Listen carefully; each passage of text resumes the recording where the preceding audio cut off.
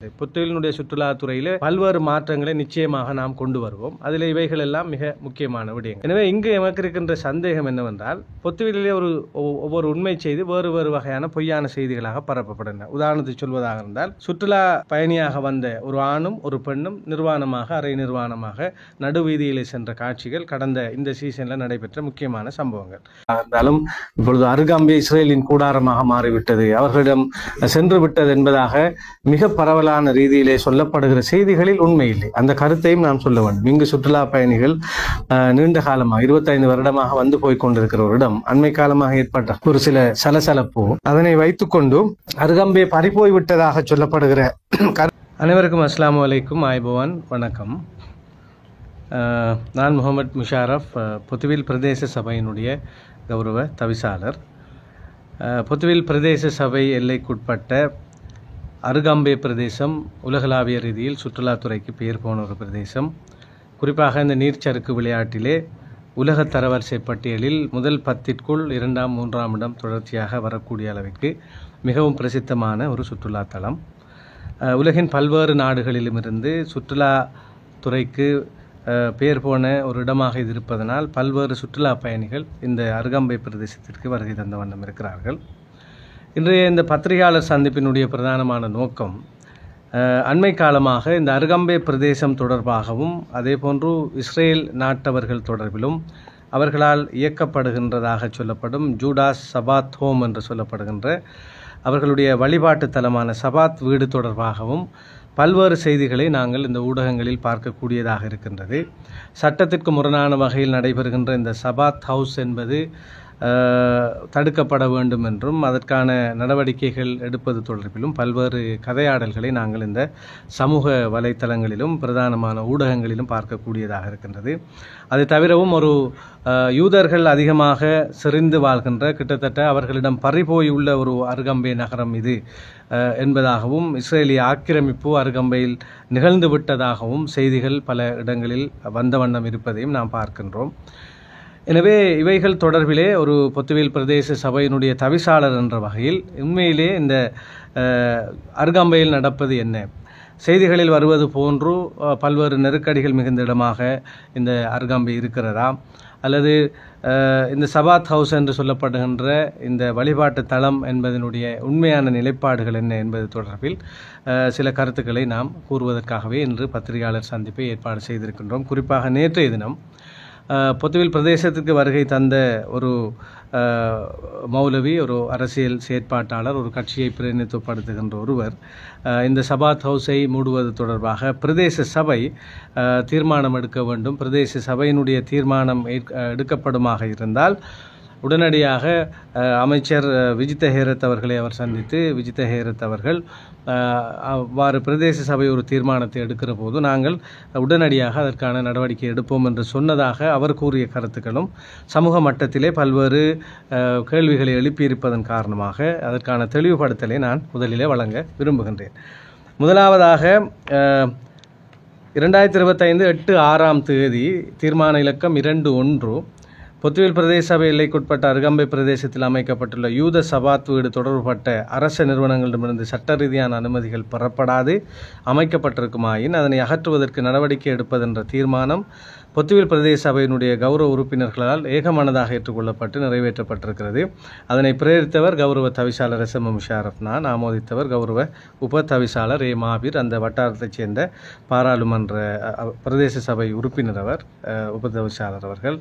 அதேபோன்று கௌரவ பிரதேச சபை உறுப்பினர் ஜெம்சித் ராவி அவர்களும் இந்த பிரேரணையை அவருடைய பிரேரணையாகவும் கொண்டு வந்திருந்தார். அதற்கு அமைவாக இந்த விடயம் எடுத்துக்கொள்ளப்பட்டது என்கின்ற தகவலை முதலிலே நான் உங்களுக்கு பகிர்ந்து கொள்ள ஆசைப்படுகின்றேன்.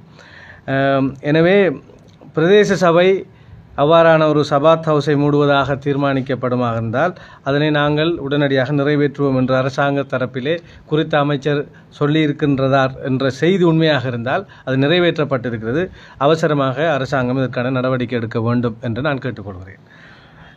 ஆனால் இந்த கருத்து இன்னும் ஒரு நபரால், ஒரு அமைச்சர் சார்பில் சொல்லப்பட்ட ஒரு கருத்து என்பதால் அது உண்மையானதா இல்லையா என்கின்ற அடிப்படையிலே நமக்கு அதில் ஒரு புரிதல் இல்லை. ஆனாலும் இந்த நிலைமைகள் தொடர்பான இதற்கு முன்பு நடைபெற்ற விடயங்கள் பற்றி நாம் முதலிலே சொல்ல வேண்டும். டிசிசி கூட்டம், பிரதேச ஒருங்கிணைப்பு குழு கூட்டம் ஜூலை மாதம் 17ஆம் தேதி நடைபெற்றது. இந்த ஜூலை மாதம் 17ஆம் தேதி ஆளும் கட்சியினுடைய பிரதி அமைச்சர் கௌரவ ஆதம்பாவா அவர்களுடைய தலைமையில் நடைபெற்ற கூட்டத்தில் பாராளுமன்ற உறுப்பினர்களான MS சுதுமா லப்பி அவர்கள், அதே போன்றும் MS அப்துல் வாசித் அவர்கள் உள்ளிட்ட பல்வேறு அதிகாரிகள் நாங்கள் கலந்து கொண்டிருந்தோம். அதே போன்று பாராளுமன்ற உறுப்பினர் கோடீஸ்வரன் அவர்களும் கலந்து கொண்டிருந்தார். இந்த கூட்டத்தின் போதும் கூட இந்த யூத சபாத் வீடு தொடர்பான விடயங்கள் அன்றைய தினம் பேசப்பட்டன. அதனை தடை செய்ய வேண்டும் என்ற கோரிக்கை, அதை பிரேரணையாக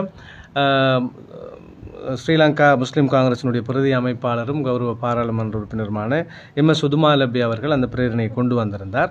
எனவே அந்த விடயங்கள் அன்றைய தினம் பேசப்பட்ட போதும் பிரதேச செயலாளர் அவர்கள், பொத்துவில் பிரதேச செயலாளர் அவர்கள் இந்த சபாத் வீடு தொடர்பாக இதற்கு முன்பு நடைபெற்ற விடயங்கள் தொடர்பாக அங்கே விவரித்தார். குறிப்பாக டிஃபென்ஸ் பாதுகாப்பு தரப்பினர் அழைக்கப்பட்டு, அதே போன்று நாட்டில் உள்ள சகல விடயங்கள் தொடர்பான புத்தியான்சி என்று சொல்லப்படுகின்ற உளவு பிரிவுகள், அதனுடைய நிலதாரிகள் எல்லோருடைய பங்கேற்புடனும் வெளிநாட்டு அமைச்சனுடைய DG டைரக்டர் ஜெனரல் அவர்களுடைய ஏற்பாட்டிலும் தலைமையிலும் ஒரு கூட்டம் ஜூம் மீட்டிங் ஒன்று நடைபெற்றிருக்கிறது. அதிலே இந்த யூத சபாத் ஹவுஸ் தொடர்பாக அதனுடைய உண்மைத்தன்மை என்ன, இதனுடைய ஆவணங்கள் எங்கே இருக்கின்றன, இவர்கள் எங்கே பதிவு செய்யப்பட்டிருக்கிறார்கள் என்கின்ற விடயங்கள் அங்கே அலசி ஆராயப்பட்டிருக்கிறது.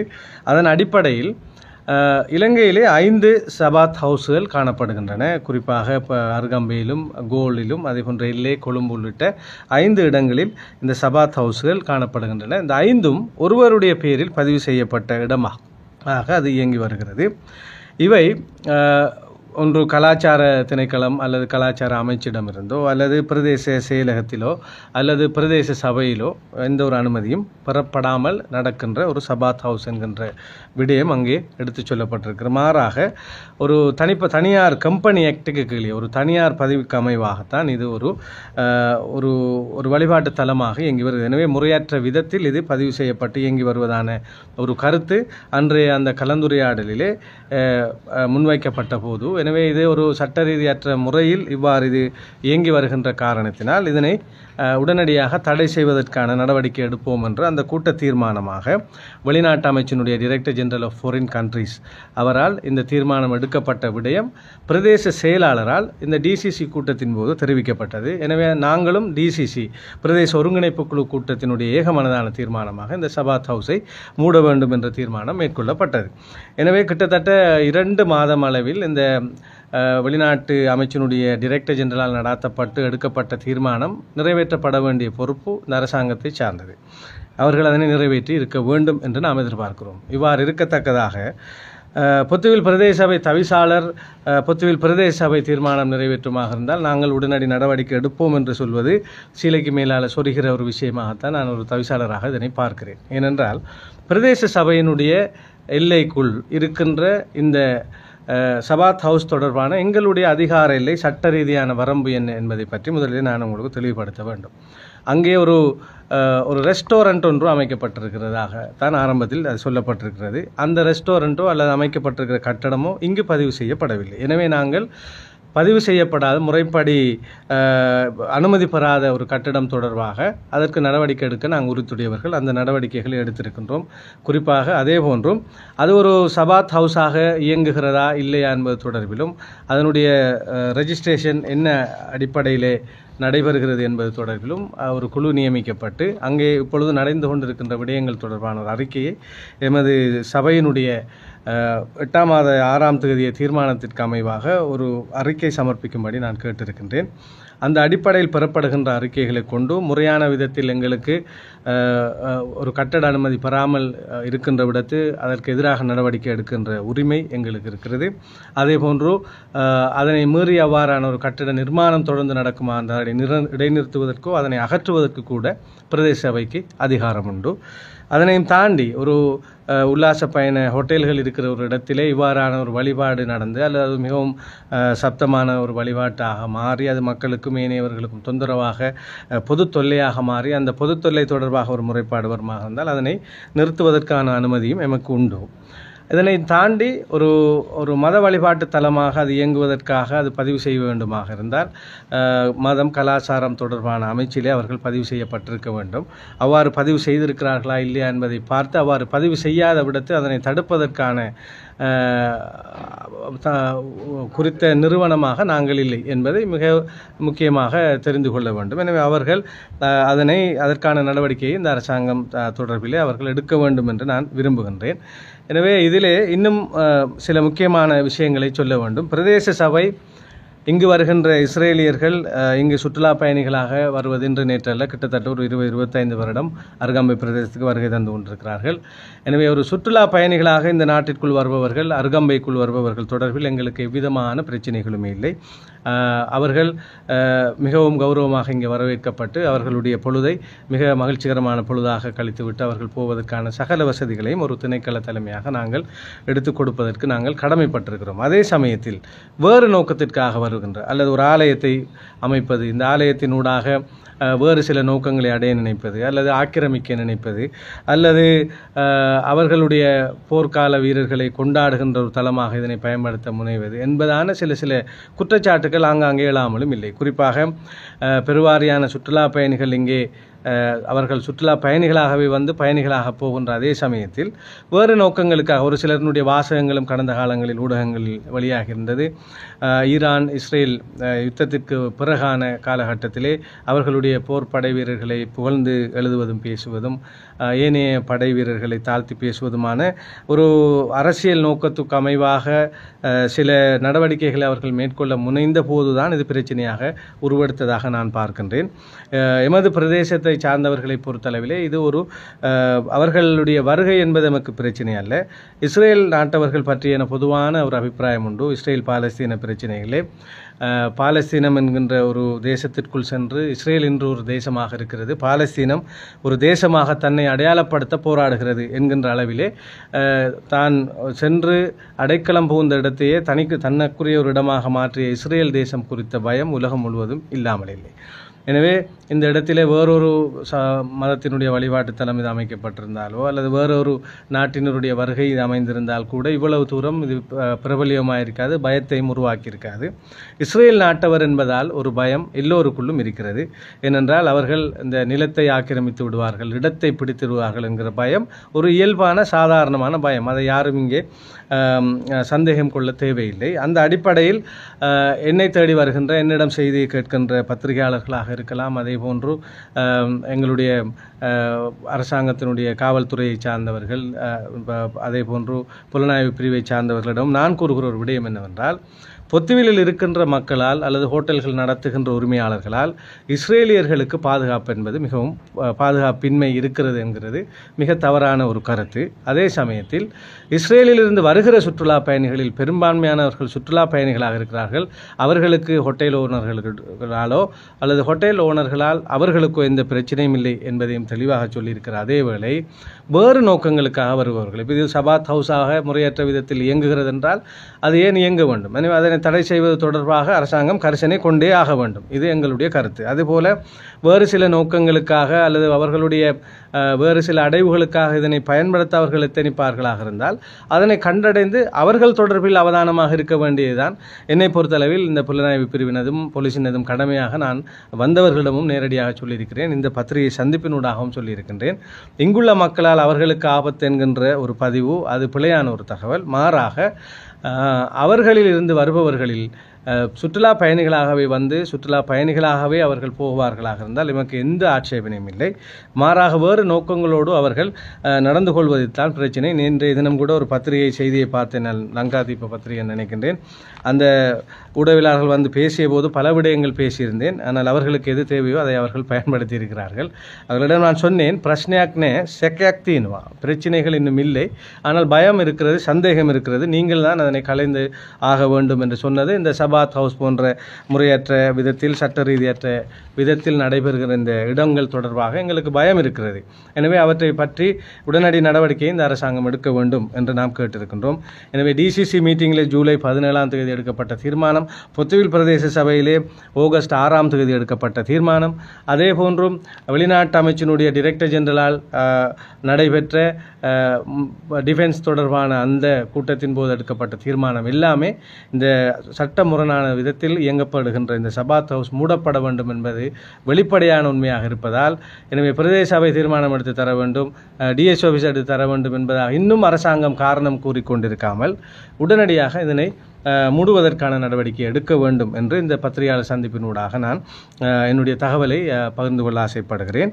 இது தவிர இன்னும் ஒரு பக்கம் இருக்கிறது. இந்த விடயத்தையும் இந்த இடத்தில் சொல்வது பொருத்தம் என்று நினைக்கின்றேன். என்னவென்றால், இப்பொழுது ஊடகங்கள் வாயிலாக அருகம்பே இஸ்ரேலியர்களால் ஆக்கிரமிக்கப்பட்டிருக்கிறது என்பது தொடர்பான ஒரு பெருத்த செய்திகள் சென்று கொண்டிருக்கின்றன. இவ்வாறு சொல்லுகின்ற செய்திகளிலும் உண்மை இல்லை. இந்த கருத்தையும் நாம் சொல்ல வேண்டும். இதிலே பல சதிகள் இருக்கின்றன. இப்பொழுது பல்வேறு பிரதேசத்தை சார்ந்தவர்கள், எந்த இன மதத்தை சார்ந்தவர்களாக இருந்தாலும் இப்பொழுது அருகம்பே இஸ்ரேலின் கூடாரமாக மாறிவிட்டது, அவர்களிடம் சென்று விட்டது என்பதாக மிக பரவலான ரீதியிலே சொல்லப்படுகிற செய்திகளில் உண்மை இல்லை. அந்த கருத்தையும் நாம் சொல்ல வேண்டும். இங்கு சுற்றுலா பயணிகள் நீண்ட காலமாக 25 வருடமாக வந்து போய் கொண்டிருக்கிற ஒரு இடம், அண்மை காலமாக ஏற்பட்ட ஒரு சில சலசலப்பு, அதனை வைத்துக்கொண்டு அருகம்பே பறிபோய்விட்டதாக சொல்லப்படுகிற கருத்துக்கள் தொடர்பில் இங்குள்ள ஹோட்டல் உரிமையாளர்களிடம் நாம் பேசுகிற போது வேறு சில தகவல்களை புரிந்து கொள்ளக்கூடியதாக இருக்கிறது. அதாவது, அருகம்பை பிரதேசம் சுற்றுலாத்துறையிலே முன்னேறிவிடக்கூடாது என்பதற்கான ஒரு சதி எமது உள்ளகத்திலே நடக்கிற சதியாக நான் இதனை சொல்ல விரும்புகிறேன். அது வேறு புறத்திலிருந்து, குறிப்பாக இப்பொழுது நீங்கள் அருகம்பை பிரதேசத்தில் பார்த்தால் எல்லா ஊரவர்களும் வந்து இங்கு தொழில் செய்கிற ஒரு இடமாக மாறிவிட்டது. குறிப்பாக தென்பகுதியிலும் சுற்றுலா துறைக்கு பெயர் போன பல இடங்கள், ஹிக்கடுவ, உணவாட்டுன போன்ற பல பிரதேசங்கள் இருக்கின்றன. கிழக்கிலும் இருக்கின்ற இடங்களிலே அருகம்பே மிக முக்கியமானது.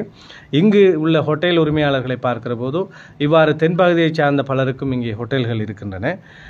எங்களுக்கு இங்கே சுற்றுலாத்துறையில் இருக்கின்ற பிரச்சனைகள் என்னவென்றால், ஓஃப் சீசன் ஒன் சீசனாக இதனை மாற்றிவிட்டார்கள்.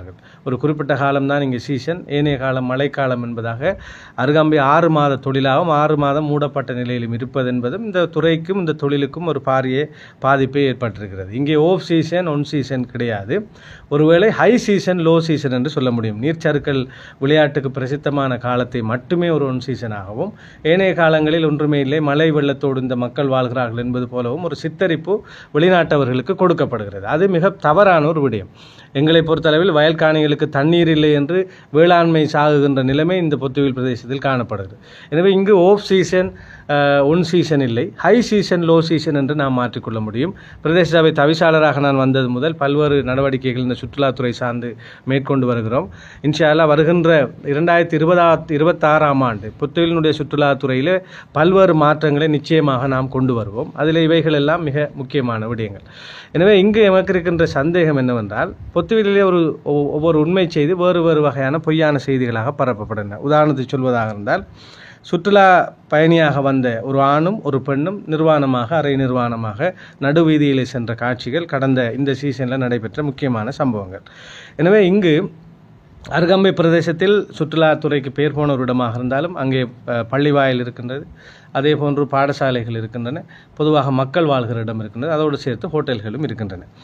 நாங்கள் லண்டனை எடுத்துக்கொள்வோம், அமெரிக்காவை எடுத்துக்கொள்வோம், மிகவும் வெஸ்டர்ன் கண்ட்ரிஸை எடுத்துக்கொண்டாலும் கூட சுற்றுலா பயணிகளுக்கும் ஒவ்வொரு இடத்திற்கும் ஒவ்வொரு விதமாக செல்வதற்காகவே அவர்களுக்கான ஏற்பாடு இருக்கும். நகர்ப்புறத்தில் எல்லோருமே நேக்கட்டாக செல்வதில்லை, நிர்வாணமாக செல்வதில்லை, ஹாஃப் நேக்கட்டாக செல்வதில்லை. ஒரு பீச்சிலே ஒரு முழு நிர்வாண கடற்கரை, அரை நிர்வாண கடற்கரை அல்லது பொதுவான இடங்களிலே முற்றாக மூடி செல்ல வேண்டும். ஆலயங்களுக்குள் செல்கின்ற போது காட்சட்டை, நீளமான காட்சட்டை அணிய வேண்டும் என்றெல்லாம் எங்கெங்கெல்லாம் சொல்லப்படுகிறதோ அதனை பின்பற்றக்கூடியவர்களாகத்தான் சுற்றுலா பயணிகள் இருக்கிறார்கள்.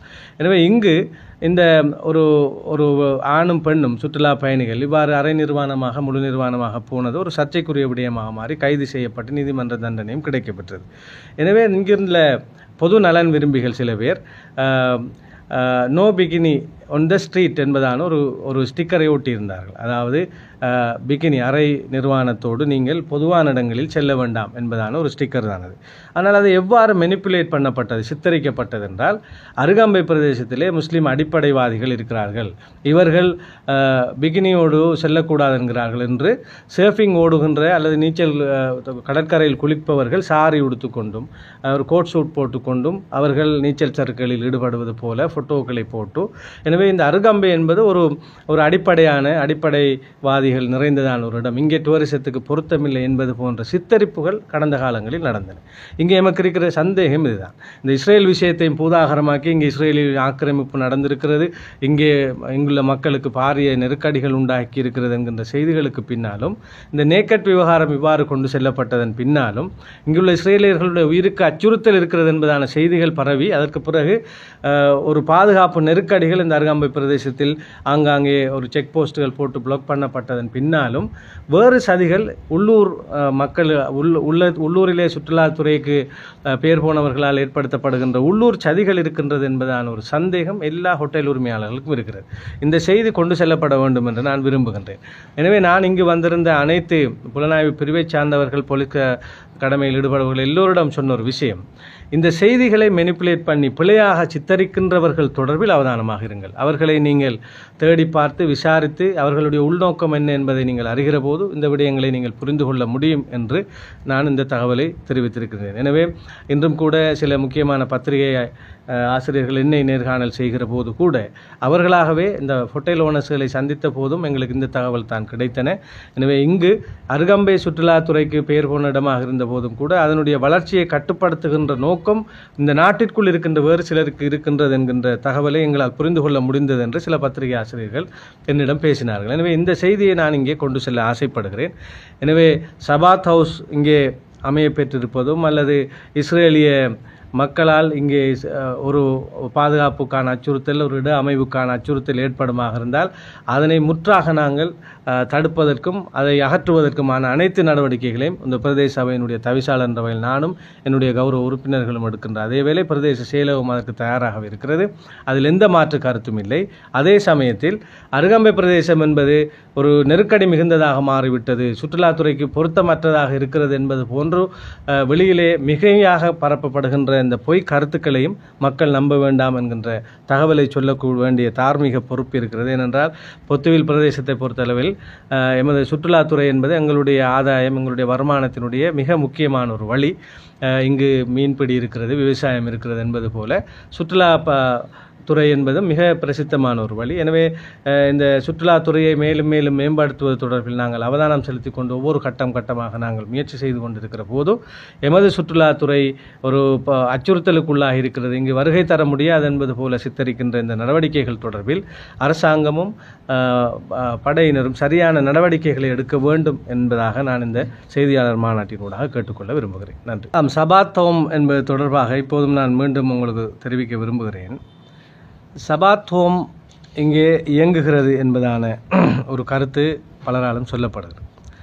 எங்கு யாரால் சொல்லப்படுகிறது என்று பார்த்தால் வெளியிலே இது ஒரு பெரிய பேசுபொருளாக செய்தியாக வருகிறது. ஆனால் இந்த சபாத் ஹவுஸ் தொடர்பான ஒரு பாரிய ஒரு குற்றச்சாட்டு முன்வைக்கப்பட்டு இதனை அகற்ற வேண்டும் என்பதான உள்ளக கோரிக்கைகள் மிக அரிது. இதை நீங்கள் புரிஞ்சு கொள்ளணும். இப்போ உதாரணத்துக்கு நான் உங்களுக்கு சொன்னேன், இப்போ நான் பிரதேச சபை தவிசாளராக இருக்கிறேன்.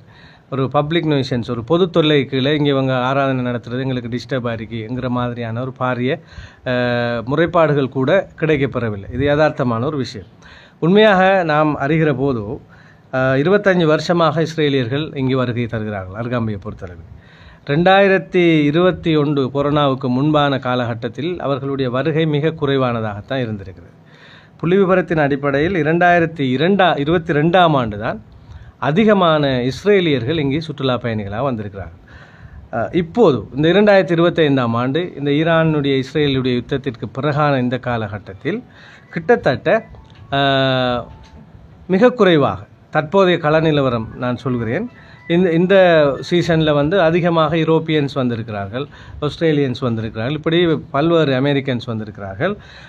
இஸ்ரேலியர்களுடைய எண்ணிக்கை இதற்கு முன்பு 2022ஆம் ஆண்டு இருந்ததை விட மிக குறைவு. இந்த சபாத் ஹவுஸ்ங்கிற விவகாரமும் எப்போது உருவாக்கப்படுது என்றால் இந்த 2022ஆம் ஆண்டு இந்த பீரியடில் தான் இது உருவாக்கப்படுது. எப்படி உருவாக்கப்படுகிறது என்பதும் இங்கே நீங்கள் கவனிக்க வேண்டிய ஒரு விஷயம் என்னென்னா, இப்பொழுது நீங்கள் அருகாம்பைக்கு சென்றாலும் அருகாம்பையிலே ஒரு ரெஸ்டாரண்ட்டில் நிறைய இஸ்ரேலியர்கள் இருப்பார்கள். இப்போ அதில் இஸ்ரேலியர்களா, அவர்கள் எந்த நாட்டவர்கள் என்றெல்லாம் நாம் தேடி கூர்ந்து பார்க்க முடியாது. இந்த சபாத் ஹவுஸ் என்பது பெயரிடப்பட்டதெல்லாம் மிக அண்மை காலமாக தான். அந்த சபாத் ஹவுஸ் இயங்குவதாக சொல்லப்படுகிற இடத்திலே ஒரு ரெஸ்டாரண்ட் தான் அமையப்பெற்றிருக்கிறது. அதுவும் பெரிய கட்டிடங்களும் இல்லை, ஒரு சாதாரண கொட்டில் போன்றதான ஒரு அமைப்பிலே ஒரு இடம் அமையப்பட்டிருக்கிறது. அங்கு அவர்கள் ரெஸ்டாரண்டாக அதை பயன்படுத்தி வருவதாகத்தான் ஆரம்பத்திலே நம்பப்பட்டது. பின்பு பார்த்தால் அவர்கள் ஒவ்வொரு வாரத்தில் ஒரு முறை கூடி அவர்களுடைய மத வழிபாட்டில் ஈடுபடுகிறார்கள் என்ற கருத்து வெளியே வந்தது. இந்த விடயங்கள் வரத் தொடங்கி மிக அண்மை காலம்தான். இப்போ நீங்கள் வந்து 10 வருஷமாக சபாத் ஹவுஸ் இயங்குதுங்கிற வரலாறு இதுக்கு கிடையாது. 2022க்கு பிறகு இது ஒரு ரெஸ்டாரண்ட்டாக உருவாக்கப்பட்டு அது ரெஸ்டாரண்ட்டாகவே இயங்கி ஒரு சில இஸ்ரேலியர்கள் போகிற இடமாக மாறி பல இஸ்ரேலியர்கள் போகிற இடமாக மாறி வருகிற எல்லா இஸ்ரேலியர்களும் சேர்ந்து அங்கே ஆராதனை செய்கிற இடமாக மாறி இருக்குது. இதில் நிறைய சென்சிட்டிவான ஒரு விடயம் இருக்கிறது.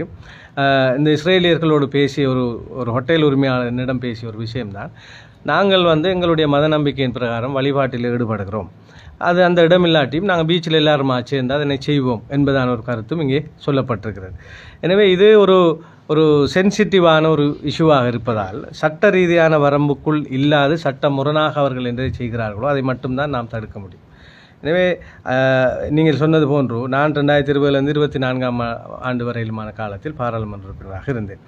2023ஆம் ஆண்டிற்கு பிறகுதான் டிசிசி சேர்மனாக கூட நான் கடமையாற்றினேன். என்னுடைய காலகட்டத்தில் ஒரு பெரும் பேசுபொருளாக இது மாறவில்லை. இப்போது அண்மை காலமாகத்தான் இது ஒரு பாரிய ஒரு பேசுபொருளாக மாறியது. என்னவென்றால் அந்த இடம் ரெஸ்டாரண்ட்டா என்ன என்பதால் ஒரு தெளிவின்மை. இப்போ அது வந்து ரெஸ்டாரண்ட் என்ற பெயரில் இருந்தாலும் இது ஒரு வழிபாட்டு தலமாக மாறி இருக்கிறது என்ற செய்திகள் மிகையாக்கப்பட்டது மிக அண்மையான ஒரு காலகட்டத்தில். எனவே இதுதான் பொருத்தமான ஒரு தருணம் அதற்கு எதிராக நடவடிக்கை எடுப்பதற்கு. 3 தினங்களுக்கு முன்பதாக நாங்கள் ஒரு கூட்டத்தினை ஏற்பாடு செய்திருந்தோம் பிரதேச சபையால். அதிலே பொத்துவில் இருக்கின்ற ஆட்டோ ஓனர் சொசைட்டி, அருகாம்பையினுடைய ஆட்டோ ஓனர் சொசைட்டி, அதுபோல் நீங்கள் சொன்னது போல் வெளியிலிருந்து வந்து இங்கு ஆட்டோ சங்கங்களாக இயக்கவில்லை, ஒரு தனியார் நிறுவனம். அவர்கள் சொல்கிறார்கள், நாங்கள் ஆன்லைன் மூலமாக புக் செய்யப்படுபவர்களை நாங்கள் சேர்த்து அவர்களுக்கு நாங்கள் ஆட்டோ வழங்கும். உதாரணம் சீக்கிரியாவிலேருந்து எங்களுக்கு ஆட்டோ வேண்டும், அவங்க செல்ஃப் டிரைவிங்குக்கு நாங்கள் ஆட்டோவை கொடுக்குறோம். அவங்க அருகாமைக்கு வருவாங்க, கோலுக்கு போவாங்க, கொழும்புக்கு போவாங்க. இது வந்து எங்களோட ஆன்லைன் சர்வீஸ் என்று அவர்கள் பதில் எடுத்திருந்தார்கள். அதே போல் அருகாம்பையில் இருந்தவர்கள் ஆட்டோவை கேட்டால் இங்கு கொடுப்பதற்காகத்தான் நாங்கள் ஒரு கிளை காரியாலயம் திறக்க முற்படுகிறோம் என்று ட்ரேட் லைசனுக்காக எங்களிடம் வந்தார்கள். இதுவரையிலும் அவர்களுக்கு ட்ரேட் லைசன் வழங்கப்படவில்லை. ஏனென்றால் பொத்துவில் ஆட்டோ சொசைட்டி, அருகாம்பை ஆட்டோ சொசைட்டியினுடைய ஒரு எதிர்ப்பு இருந்த காரணத்தினால் கடந்த வாரம் ஒரு கூட்டம் ஏற்பாடு செய்யப்பட்டிருந்தது. அதிலே முறையாக அவர்களுக்கான அறிவித்தல் கொடுக்கப்படவில்லை. அதனுடைய உரிமையாளர் கொழும்பில் இருந்த காரணத்தினால் அவர் வருகை தர முடியவில்லை. இந்த வாரம் நாங்கள் ஒரு மொபைல் சர்வீஸாக அருகாம்பை முழுவதும் செல்ல இருக்கின்றோம். ஆட்டோ சொசைட்டியினருடைய பல்வேறு கோரிக்கைகளை நாங்கள் அங்கு அலசுவதோடு இவர்களுடைய இந்த கிளை காரியாலயம் திறப்பதற்கு அனுமதிப்பதா இல்லையா என்பது தொடர்பிலான தீர்மானத்தையும் அன்றைய தினம் மேற்கொள்ள இருக்கின்றோம். நான் நினைக்கிறேன் கடைசியாக நடைபெற்ற கூட்டத்திற்கு சமூகம் அளித்திருந்த பொத்துவில் மற்றும் அருகாம்பை ஆட்டோ ஓனர் சொசைட்டியை சார்ந்தவர்கள் சந்தோஷத்தோடு தான் போனார்கள். அதுக்குரிய ஆக்ஷன் விரைவாக எடுக்கப்படும். இன்னும் ஒரு விஷயம் இருக்கிறது.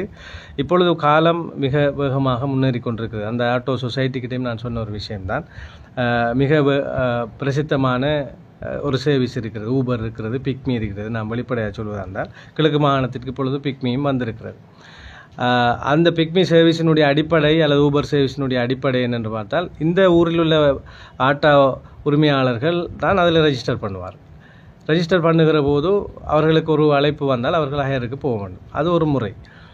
எனவே அத்தகைய விடயங்களை தடுப்பது தொடர்பாக நாம் நிறைய யோசிக்க வேண்டி இருக்கிறது என்றால் இங்குள்ளவர்கள் பயன்பெறப்போம். ஆனால் இந்த இன்னும் ஒரு சர்வீஸ் இங்கே வந்திருக்கிறது. அந்த அவர்களுடைய ஆட்டோவிலே செல்ஃப் டிரைவிங்காக கொடுக்குற விஷயம் சம்பந்தமாக நிச்சயமாக நாம் ஒரு முடிவெடுப்போம். ஆனால் உங்களுடைய கேள்விக்கு பின்னால் இருக்கின்ற இன்னும் ஒரு உண்மை இருக்கிறது. என்னவென்றால் இப்பொழுது அருகாம்பை என்பது எமது ஊர் மக்களால் பயன்பெறக்கூடிய ஒரு பிரதேசமாக இல்லாமல் யார் யாரோ வந்து பயன்பெறக்கூடிய ஒரு இடமாக மாறி இருக்கிறது என்பதில் யதார்த்தம் உண்டு. குறிப்பாக மோட்டார் பைக்கில் ரெண்டல் கொடுப்பவர்கள், சாதாரண பைசிக்கல் ரெண்டல் கொடுப்பவர்கள், அதேபோல் இந்த 3 வீல் ரெண்டல் கொடுப்பவர்கள் என்று பலருமே எங்களுடைய பிரைவேட் பஸ்ஸிலே ஒவ்வொரு வாகனமாக வந்து இறங்குகிறது. எனவே எமது ஊரை சார்ந்தவர்கள் அல்லாமல் வெளியில் இருப்பவர்கள் அதிகம் பயன்பெறக்கூடிய ஒரு விடயமாக இது மாறி இருக்கிறது.